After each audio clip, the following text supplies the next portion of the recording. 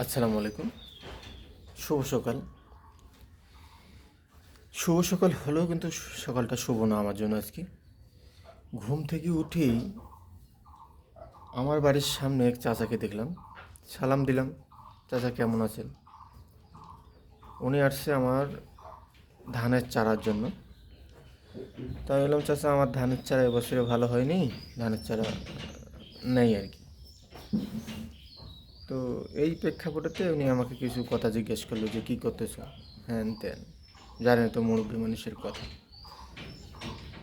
তখন আমি বললাম, চাচা আমি কৃষি কাজ করতেছি বর্তমানে। কৃষি লেখাপড়া করে, কৃষি লেখাপড়া না তুমি করলা? কত পর্যন্ত করছো, কী করছো? তথা তেমন একটা লেখাপড়া করি না, এই মাঝখানে আর কি আছে। তখন উনি বলতেছে, বাকি লেখাপড়া করলা না কেন, চাকরি করলা না কেন? চাকরি করতা, ভালো থাকতা, হ্যাঁ বাইরে থাকতা, হ্যাঁ কৃষকের যে অবস্থা, কৃষিকাজ করলে কী হবে না হবে। ইনশাল্লাহ চাচা ভালো আছি। তখন উনি বলতেছে, না না না না না, তোমাদের ছেলেপেলেরা এখন সবাই চাকরি বাকরি করতেছে, আর তুমি এরকম কি বসে থাকলে হবে? যাও লেখাপড়া করো, চাকরি করো। তো চাচা আমি তো বিয়ে শাদি করছি, এখন কৃষিকাজেতে মোটামুটি ভালো আছি। ওই বিয়েও করছো আবার? হ্যাঁ চাচা। তারপর উনি বলতেছে যে আরও নানান প্রশ্ন। আমি একটা কথা জিজ্ঞেস করলাম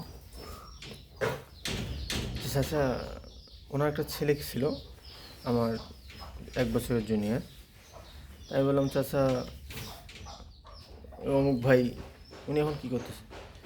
ও তো অনার্স মাস্টার্স কমপ্লিট করে চাকরির জন্য ঘুরতেছে। হ্যাঁ, তো চাকরি পাচ্ছে না, কবে পাবে? ইনশাল্লাহ স্টুডেন্ট ভালো, চাকরি পাবে। কবে পাবে? পাবে দেখি, চাকরির বয়স এলাম 2-3 বছরের মতো আছে, পাবে। মানে বিয়ে শাদী করছে, কী না বিয়ে শাদী দেবেন না, কবে চাকরি না পর্যন্ত বিয়ে দেবে না। চাকরি যতদিন পাবে না ততদিন উনি বিয়ে দেবে না। আমি বললাম যে চাকরি না পায় বিয়ে দেবেন না, কই সে দেখে শুনে বিয়ে করবে।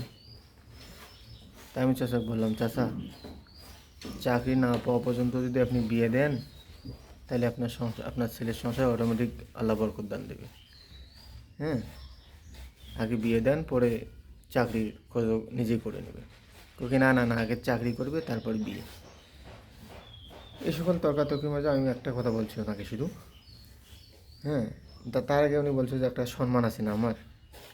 তা আমি ওনাকে একটা কথাই বললাম যে চাচা, আপনার ছেলে যে অন্য মেয়ের হাত ধরে ঘুরতেছে না, অথবা প্রেম করতেছে না, হ্যাঁ অন্যর বউয়ের সাথে পরকীয়া করতেছে না, এমনকি রিপোর্ট আপনি জানেন? তখন উনি আমাকে এমন একটা রাগা কথা বলছে। হ্যাঁ, হ্যাঁ, তারপর আমি বললাম, যখন এসব ঘটে যাবে তখন আপনার মান সম্মান কোথায় যাবে? রেজেকের মালিক আল্লাহ। আপনি আপনাকে ছেলেকে বিয়ে দেন, আপনি যেটুকু কাজ করতেছেন সেই কাজে লাগাই দেন, ইনশাল্লাহ বরকত দেবে, এর পাশাপাশি ও জব খুঁজে নেবে। তো এইভাবে আজকে আমার দিনটা শুরু হলো। তো ধন্যবাদ সবাইকে। কৃষি পেশাও ছোটো না, এই কৃষি হাত দিয়েই কিন্তু আমরা আপনাদের খাদ্যগুলো উৎপাদন করে থাকি। এই হাতের খাদ্যই আপনারা খেয়ে থাকেন, তাই কৃষিকে অবহেলা করবেন না। ধন্যবাদ সবাইকে। আসসালামু আলাইকুম।